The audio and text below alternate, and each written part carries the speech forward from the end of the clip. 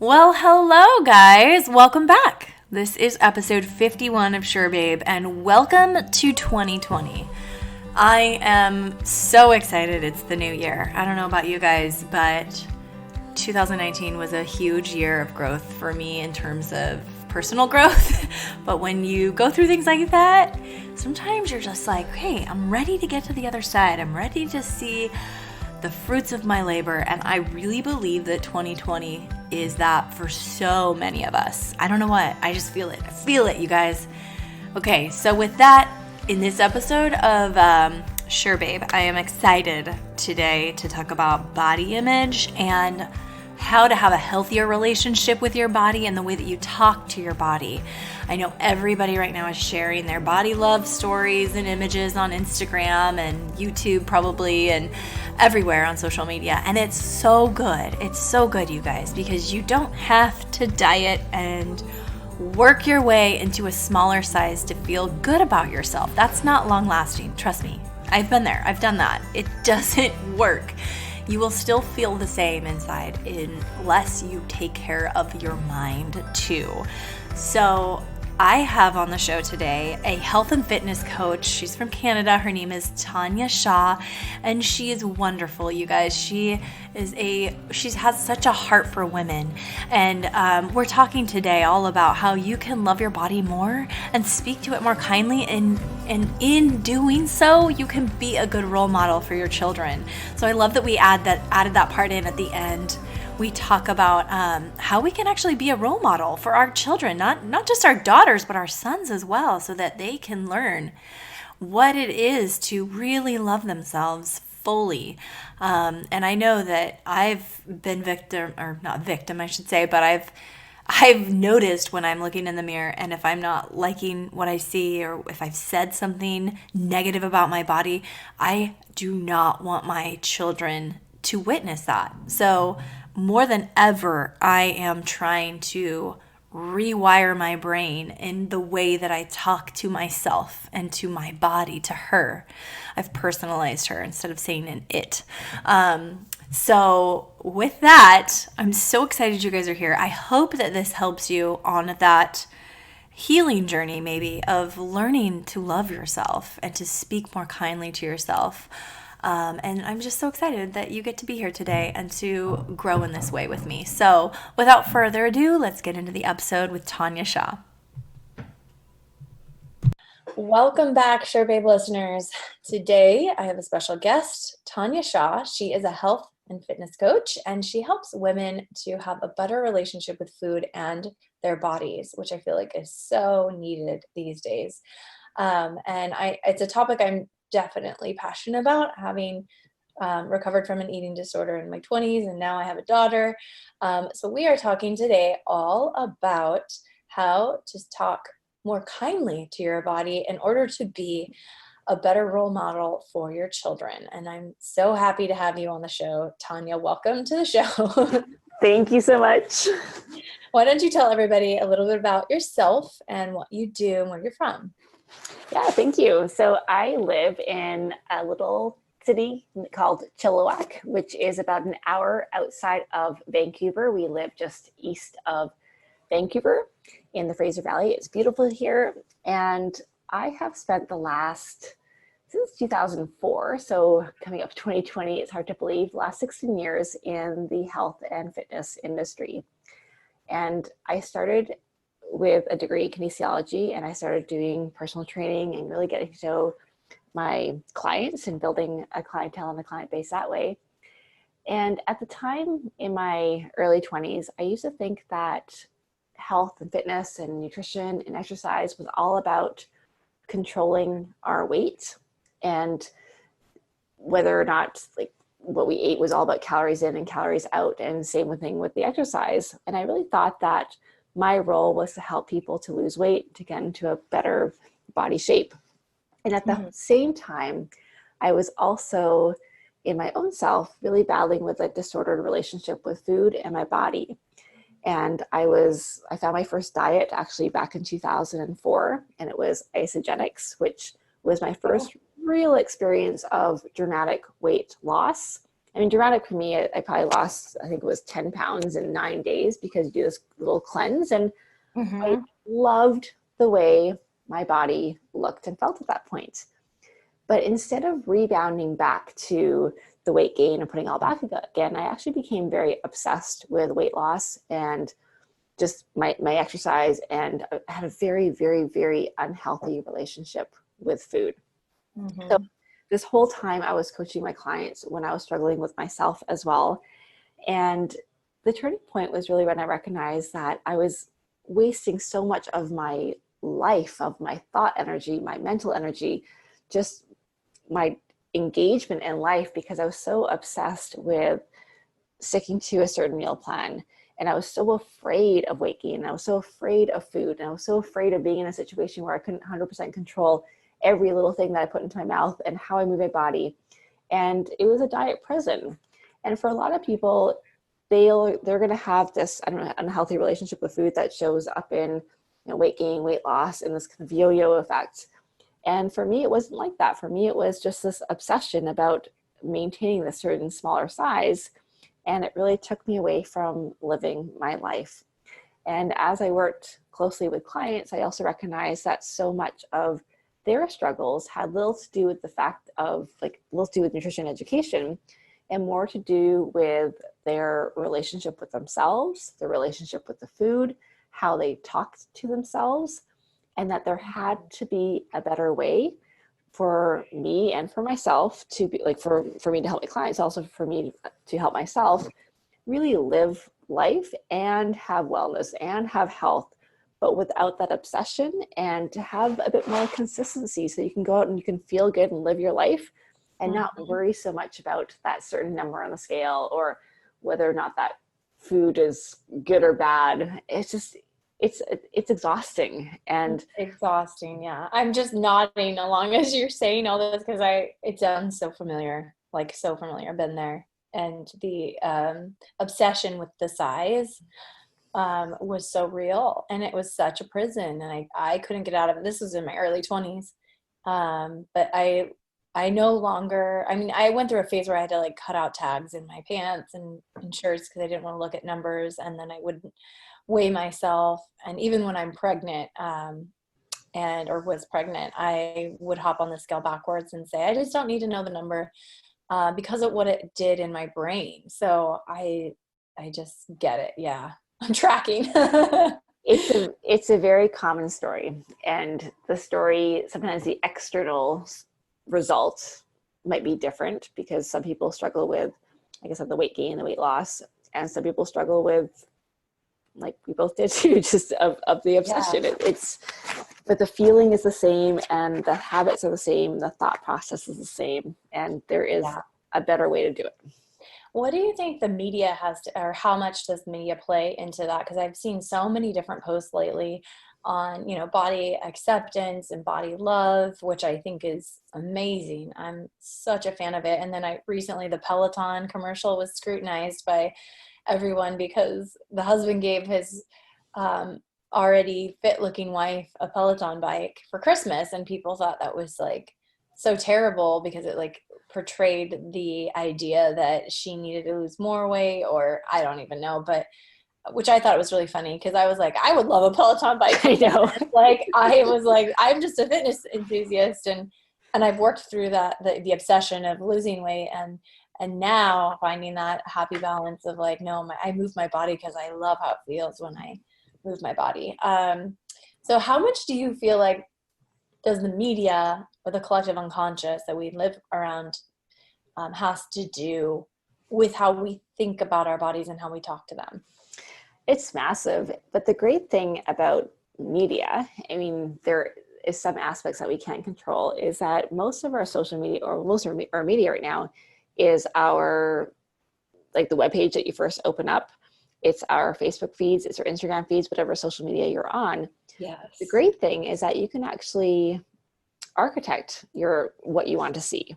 Mm-hmm. And if you start on Instagram, start on Facebook, one thing I highly recommend doing when you are getting to this point where you want to ditch the diet culture and you want to start to actually find real wellness, is to unfollow so much of the messages on Instagram and Facebook that are not helping you, that are not helping you move in the right direction. So the ones that are triggering you because you see these, a lot of like the Fitspiration, you see this really fit toned woman who is, there's one where she's pushing this tire and it says progress, not perfection. I'm like, what is that supposed to mean? Yeah. She's pretty like quote unquote perfect to me. That you can absolutely take care of it by being more intentional with your feeds. Yeah. Follow intuitive eating, follow ditch diet culture, follow health at any size, follow whatever hashtags you want to follow. And then you're going to start to become more of, you can design your Facebook feed and your Instagram feed, because absolutely the media is huge. It's hard not to see a picture of a very fit, thin, muscular, or whatever woman and not desire that or not want that, especially at the early stages. I think as you go on, you can start to look at that and just ignore it. But at the beginning, when you're a little bit more vulnerable, I think it's really important to be intentional with your feeds. Wow, I love that tip. And even just following those hashtags, because then that will populate more in your feed, and then you'll follow more people that are in line with what you're trying to do, which is live a healthy and whole life, not based on a size. How do you help clients find like their healthy equilibrium? Because I feel like for a long time, I didn't know what that was for myself. And having like found diet culture early in my 20s and then learning how, or actually when I was 19, really learned how to diet, and the weight just fell off, and then everybody praised me for it. So I thought, oh, this is how I'm supposed to look. And then, I went from restriction to then having like the issues of overeating and binge eating. And it was such a struggle. So my weight then went up, and I could not figure out like, what is my body supposed to be like? What's fit for me? Like, how do you help women find that? Really good question. And it's challenging. And I don't think there's any one clear path for everybody. Most people get started in doing things a different way when they've done the old way enough times that they are just done with it. And I call it diet rock bottom, where you're just, you recognize you cannot do this anymore, but you don't really know what to do next. The other challenging piece, and this is one thing that I personally struggle a lot running a fitness facility, is that a lot of people do desire to come and lose weight and lose inches. And for a lot of people, a lot of people don't have a very unhealthy relationship with food. A lot of people just like, no, I haven't been taking care of my health for a while and I want to lose the weight and I want to eat better because I just have not been prioritizing me. So it's a little bit more challenging, I find, like with my wellness and my health and wellness studio, because there are a lot of people who just, like I said, have not taken care of themselves for quite a while. But regardless of where you start, whether it is someone who I might be coaching online because they listen to my podcast, they understand my message a lot more deeply, or someone who comes to the studio and they're like, I have not been eating well and I've not been taking care of myself and I've been working too much and I just don't feel good in my body. Regardless, there is a pathway of creating the mindset shifts and creating the more positive intention behind what you're doing, because you can absolutely decide that you want to eat better, decide that you want to move your body, decide that you want to, even honestly for a lot of people is if they want to lose weight, but come from a place of, I actually want to take good care of my body, versus that I hate my body and then I want to do all these things so that I am acceptable, so that I am worthy. And it really, I think for a lot of people, like that's where the coaching component comes in, because everyone's journey looks a little bit different. Some people start dieting when they're 5 or 8 years old, and that's a lot of mental stuff that we got to dig through and uncover and change so we can have a more happy relationship with food. I love that you mentioned that, because I thought, what a beautiful thing to come from a place of wholeness and already acceptance and worthiness, that I am worthy of living in my body and loving it. And it just made me kind of think about going from how I used to work out and eat to, it was like that diet culture, and that I had to be a certain size to find joy and fulfillment and worth in my body, to now as a 37-year-old woman who's had 3 babies, really loving myself so much more. But also like I kind of went on a new fitness journey and a new health journey of like, what does it feel like to feel optimal in my body? And so I learned all these things, and this is also in like a previous episode of having a autoimmune disorder, what my body likes, like in food related. And so it could have been very triggering, especially if I was in my eating disorder or not healthy. It would have been triggering, but it wasn't, because I was coming from a place of loving my body and saying, what does she want? And what, if there are certain foods, and these are things like foods, like I learned like my body's allergic to lima beans or kidney beans. It's the funniest, most random thing. But I realized, okay, like I get itchy or I get inflamed when I eat these things. And so it really is from a place of love and already of acceptance. So I love that you mentioned that you can change your brain to come at it in that way. Yeah, and you absolutely can. And what you said there, Chrissy, is so powerful, is that it's really the intention behind it. So the actions might have been the same back in your day of when you're in the throes of your eating disorder. The action might be the same of choosing foods that are really healthy, or choosing foods that are, or moving your body in a certain way. But now you're coming at it from a whole new perspective and intention, and that changes everything. I did a podcast a while ago called "Can You Love Your Body and Want to Lose Weight?"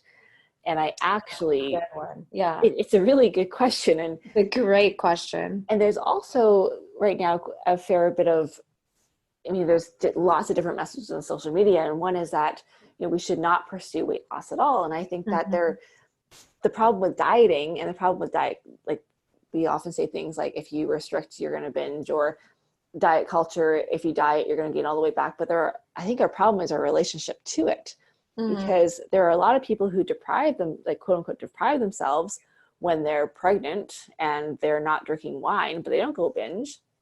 There's someone with a gluten intolerance or who's celiac who doesn't have the cupcakes because they got gluten in them. They don't go binge. So it's about the intention and the relationship behind all of it.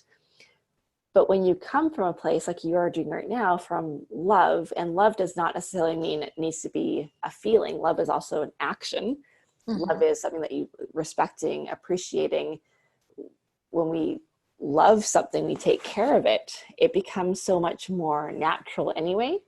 And my guess is that right now, doing the things that you're going to be doing doesn't feel restrictive, doesn't feel like it's keeping you in this little shell, but you probably feel more expansive and more excited about it because you're coming from a place of actually wanting to feel good. Yes. Oh, you said that so well. So what would you say to the person at home that's listening and thinking, how do I get to that point of loving myself enough so that I could do this in a healthy way? Yeah, that's a really good question. And it is a big layering process. Yeah, I can imagine. Yeah. And I think what's important too is to really look at love as like, instead of just thinking of it as a feeling, think of it as an action. And I think it was the book, The 7 Principles of Making Marriage Work, that really talked about that. And that was my first kind of aha moment with that, for example, if you are feeling resentful or just not appreciative of your spouse, and he comes home, but yet you do something really kind to him, the only reason, like, he's going to think that you feel great, that you love him and you feel positive emotions about him, because he can only infer your actions and what you say. He doesn't actually know what you feel, because your feeling is only what's happening in your inside. And it's the same sort of thing. I know it's kind of to ourselves, it seems kind of funny, but it's the same thing with our body, that if we show our body love, if we show our body respect, appreciation, and sometimes if you can take out that word love and put appreciation, care, respect in it first, because we're absolutely not going to feel like, oh my gosh, I love my thighs, or I love my butt, or I love my stomach. Yeah. For everybody, like not every day of the week anyway. And when you're starting, you might not feel that at all, and that's okay. but you can start by showing your body love by doing things like little things of self-care. Maybe it is going for a walk and just really paying attention to how good it feels, or moisturizing your hands and just taking a little bit of extra time just to really moisturize your hands. Yeah. These are little small things that you can start to layer on, and you can start to love yourself. Like, you start to feel love. The other I used to work with people that have eating disorders or were struggling, and that was literally one of the things that was on the treatment plan, would be like to show your body love. And what does that look like? It also was a coping skill. It was like calming yourself down when you were, triggered by something. And it was like lotion, like go get this lotion that makes you like feel like you're taking care of yourself. Or listen to a song that lifts you up. And so much of that is, it can be going for a walk. It can be feeding yourself something nutritious, but it can be something so completely unrelated, like just slipping into a pair of pants that actually fit you. Yeah. Absolutely. And I think when you start to practice this, and maybe your goal is to do one small thing a day to take care of yourself, it does trickle into everything else that you do in life. Yeah. And one reason that I think that we don't like ourselves, and that we're not, we're just so mean to ourselves, like the way that we talk to ourselves, and we're going to talk about self-talk a little bit. Mm-hmm. And we also don't trust ourselves. Quite often we say one thing and then we do another thing. And if you imagine if you had a friend that was always speaking negatively to you and always stood you up and never said never did what she said she was going to do, you're going to stop liking that person. And we do that to ourselves so many times. We break promises to ourselves. We're mean to ourselves. We're putting ourselves down. And then we wonder why the heck we don't like ourselves. It's like, well, yeah, because we're just so used to that negative script, and it just becomes a habit. You could just bash your body and say things like, I don't like it. Oh my gosh, my body is so fat in this, bathing suit, or I've been there. I get it.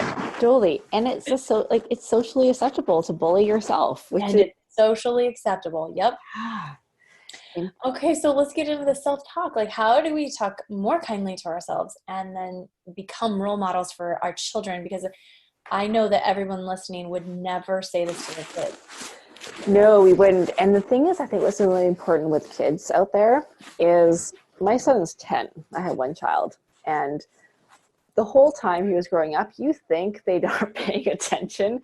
But man, kids pick up everything. They pick up everything.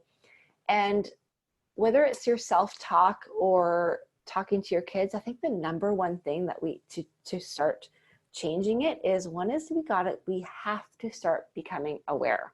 Yes. And whatever you do for yourself, like whether you are changing your own self-talk, it's going to affect your kids. It's going to, because they're sponges, they pick up everything. And for a lot of the clients that I work with, a lot of their negative relationship with foods and body started so young because somebody said something to them. It could be a sibling, it could be someone at school, it could be a parent, who are often, especially if it was a parent, they weren't meaning to be harmful to their kid. They weren't meaning to say anything negative. They just were not aware of the impact that their words had. So it does all start with you. So you being the role model, I'd say, is the number one thing in terms of helping your children and their relationship with food and their body. But for your own thoughts, the number one thing to start with is just simply to start being aware. Mm-hmm. And I know, like, this is not a checkbox thing where you're like, oh, like, check the box, I did my 5 minutes of stretching today or something like that. Right. It's an ongoing process, but starting to become aware and just listening to our thoughts without judgment is the first step. And the no judgment piece is very important, because if you start judging yourself for your thoughts, like, I shouldn't be thinking that, why am I thinking that? Or then we're just layering on more drama, more emotions, and more Right. inability 'Cause to that's change everything. yeah, that's the judgment part is like, Yeah, and you beat yourself up for beating yourself up. And that's totally. And that's helpful, not like, so you must start exactly. being aware without judgment, and just simply starting with awareness for thoughts and recognizing that thoughts are just thoughts. They're not truths. Mm-hmm. It's powerful. The problem is that we think things, we think something. Let's say you're going to go out for, it's right now we're recording this, it's December and it's lots of Christmas parties and stuff. Let's say you're going to be going out for a Christmas party and you're choosing to maybe not have all the desserts on the buffet table. Mm-hmm. I can't have fun without sugar, or I'm going to feel so deprived. And so you have that first initial thought, and because we think it, we deem it to be true. But Yes. our brains make thought errors all the time. And if we just think about our thoughts, that they are just sentences, they are just words, they are just, I mean, if I said, hey, Chrissy, you got a purple nose and green eyes, Exactly. you wouldn't believe it. So It's so funny that you say this too, because I am now remembering how difficult it is to work with people that have body dysmorphia, which is this, disorder where we actually believe there's something wrong with our bodies when it's really not there. And I believe a lot of women have this, not even as a diagnosis, but just we now look at our bodies because of our thoughts, because we've lived with that for so long that now our view of our bodies are so distorted that we're all kind of living with a little bit of this body dysmorphia where we can't be happy with what we have because we're envisioning that we need to look different. absolutely. And that's just thoughts. Like, It's just thoughts, they're yeah. just thoughts. Mhm. So becoming aware, and then knowing, that our brain just makes thought errors all the time is important. So that the problem is that when we think, like I said, when we think them, we think they're true. It's kind of like when you have a bad dream, because you're in it, it feels so real. And so you really have to recognize that it's just It's just it's a just your just thoughts. It's just yeah, a thought error. I love that a, language too. just It's just a a thought thought error. error. Hmm. Okay, so then how do we specifically raise women up? I mean, I'm raising two boys as well, so I'm like, I'm really careful now and aware of like the language I use and allow them to use um, around my body. And, it's funny because my 7-year-old saw me, my body transform into carrying my third child and then losing the weight. And I remember distinctly um, after I was a few weeks postpartum and he touched my tummy and he's like, Mommy, your tummy is so fat. Um, you should do some exercise when I'm at school. And I thought, oh my gosh, where did you learn that? And he learned it from an infomercial at his grandma's house. He had learned about exercise that way. And so I really had to like course correct and like, okay, like, where did you learn that? And all bodies are beautiful. Like mommy's body's beautiful right now because look what I just did. I just birthed your sister. And so it was so sweet and innocent because he had no clue. He thought he was helping me, but at the same time, I'm like, oh no, I don't want to raise a child up to think that all bodies need to look this way because that's healthy or fit. Um, and then even more so now with my daughter, I'm so aware of like, okay, like I don't want her to see this image or me like scrutinizing my body in this outfit. Like, so what are some of your top tips for like, how do we raise children in an era like this to really be accepting of all bodies and to view that as beautiful? So one thing I think was really powerful that you said there about the boys and the girls. Quite often in these conversations, we talk mostly about females because Yeah. we just happen to talk more about it. It's more discussed about body image and eating disorders when it comes to girls. And there's absolutely an issue across the board for boys and girls, including eating disorders, including body image. Boys they experience it too. So I really like that you picked that up. And I mean, what you said there, talking at the very beginning of our call was about social media and media. I mean, this is a great example of the impact of media, and kids are just little sponges and they pick it up and they take it there. So we can't control everything that our kids see, though. Yeah. So you being aware and catching these things is really important, because the most powerful power you have to influence your child is in your conversations with your child, and also what you actually do. So there's things like really talking about exercise and healthy eating, more for the fact that exercise is going to build strong bones, is going to keep us energetic. It helps our creative powers. My son and we talk about going for our mind walks. So because I always get more ideas when I go for a walk or a run. So that's the power of exercise. Yeah, it's awesome. Is to connect with friends. It's nothing to do with weight loss or to burn calories. Nutrition, same thing. So it's just, we're eating foods because we want to make our body feel good. I actually talk about, and I learned this from my son's elementary school, talking about foods as everyday and sometimes foods, not as good foods and bad foods. So you have your everyday foods, which are your vegetables, your protein, your whole grains, whatever eating style you tend to have.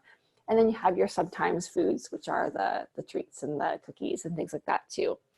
And really just helping your child tune into their own body. Like, kids are they're born intuitive eaters. They're born where they'll just naturally eat to the point of satiation. They'll eat when they're hungry. And they're also born body neutral. Like, my son, for years, I'm sure he still will do this if I let him, but he'll poke my arms or he'll poke my belly. He'll call me chubby. And I was like, okay, we really can't say that anymore.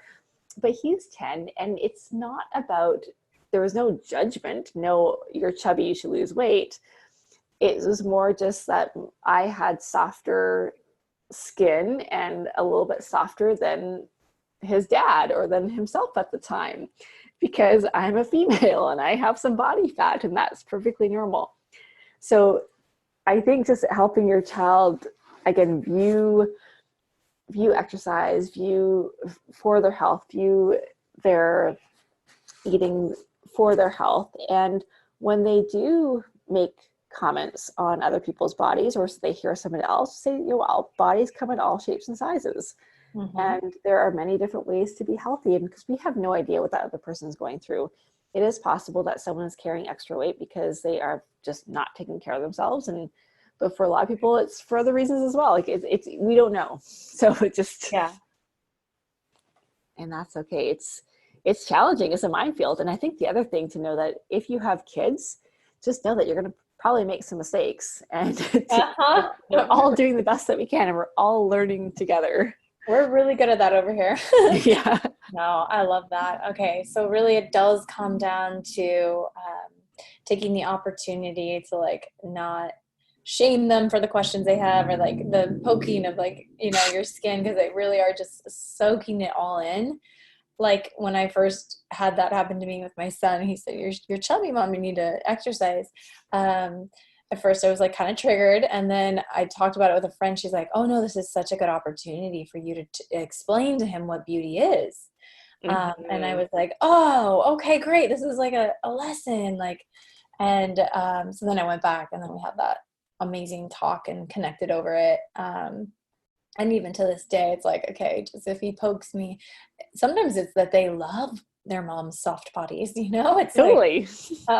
So, but really the change comes from us being aware and showing them how much we love our body, whether we're, postpartum, pregnant, or still in flux, like, cause our bodies change so much as we grow and get older. And, so yeah, anything else that you would think that the listeners would want to know about, like, just really solidifying that love for ourselves and then teaching that to our kids? Yeah, I mean, there's a couple more things in terms of just body love and for your kids as well. And this can be quite challenging if your kid, like, if you have pressures, if your kid is, according to the scales, overweight or whatever terminology they call it or whatever, where you're at. But there can be a lot of pressure sometimes to put your kid on a weight loss program, and just recognize no matter what, this is like a hard no, just do not put your child on a diet for weight loss purposes. I love that. That's so amen to that. And there's not necessarily a clear path forward or a clear way to help your child, but that is the one that has been shown over and over again to do so much damage, both psychologically and physically, to your body, to your kid's body. So have courage, be on your kid's side. And that's a hard no. And I think also just knowing that, part of the reason why we want to lose weight is that we want to feel accepted. We want to feel worthy. Yeah. And knowing that your child is loved, is accepted, no matter what their body looks like, is massive, because a human being, child or adult, is going to seek acceptance. And when your body feels safe, just like us, when we feel safe, we are going to make better choices for ourselves anyway. When we're coming from a place of, I'm not good enough, I'm not worthy, a scarcity mentality where I can't, all these foods are off limit, we're going to not make great decisions because we don't feel safe. And the more your child can feel safe and loved, and encourage them to pay attention to their own hunger signals, their own satiety, there's actually a great resource.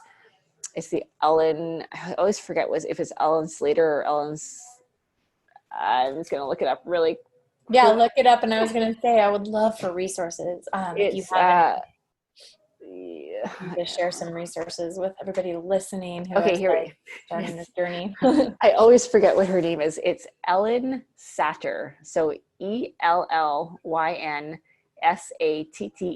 institute.org. It's a great resource that I recommend to parents of kids of any ages on how to help raise a child with a healthy relationship with food. And they go through things like the division of responsibility. So what's your role? What's your kid's role? Because our job as parents is not to make our kids the healthiest eaters right now. It's to develop kids with a healthy relationship with food, so that when they're adults, and then when they're teenagers and you're not going to be able to control what they eat all the time, they have a healthy relationship with food. Wow. Okay. So any other resources for women too that are just, really wanting to start loving their bodies well, and to come at it with a place of wholeness and love, and really giving them what they need in order to live in their bodies in a way that they can feel comfortable again? Yeah, that's, and for me personally, I recommend just finding the hashtags on Instagram that are the ditch diet culture, the real health, things like that. And then you'll start to be able to follow some people who are obviously there'd be some crap in there too. And you might get some ones that are not. Yeah. Who are your favorite people right now that you follow that are kind of leading that? Oh my goodness. I would have to actually look at Instagram to even look at that for this space specifically on women or not women, but parents and kids. Is Dana Suchow, DANASUCHOW, is, I think that's how I pronounce it, or spell her name, is awesome for that. Okay, so that incorporates kids as well. That's super valuable. Okay. Yeah, so she talks a lot about how you talk to your kids, which is really powerful.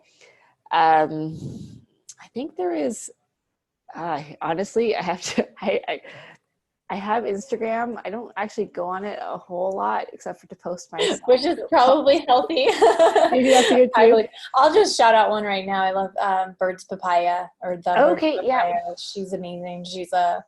I think she's technically a plus size model, but she doesn't look plus size to me. She looks banging. But she shows her body in every way now, like after having 3 kids and after, learning to accept her body at a bigger size. And she really puts herself out there and so vulnerable, and just showing what a woman's body looks like, who isn't dieting. And so I'm really proud of her for doing that. But another one is you just really have to start filling up your mental space and what you see with people that are all shapes and sizes, I believe. And, it's like, don't just, if the person's triggering you and because they're super fit and that just isn't what you can do right now in your life, of course you, like you said, Tanya, in the beginning, you can filter what you see. And that's just number one, how to have a healthy relationship with social media 101 is to unfollow those people. But really, once you get to that point where you're healthy, and it's like you can then accept all body types, and you no longer look at someone who's thin and think that they're better or that they're happier, because that's not true, Yeah. And actually, Chrissy, what you said there is so powerful, is that when you get to accept yourself, yes, you do look at other people with a different lens, and you're not as because one I think red flag that you have some work to do on yourself is if you look at other people's bodies and you are judging them by either putting them down or putting them on a pedestal. That means that there's something going on inside of you that you need to work on. And it could be just as, and those thoughts are still going to come too. Like we talked about thoughts being just thoughts and thought errors. So you still may have thought errors there, but catching that and pulling yourself back and just focusing on your circle of influence and not the outside world is really quite powerful. So powerful.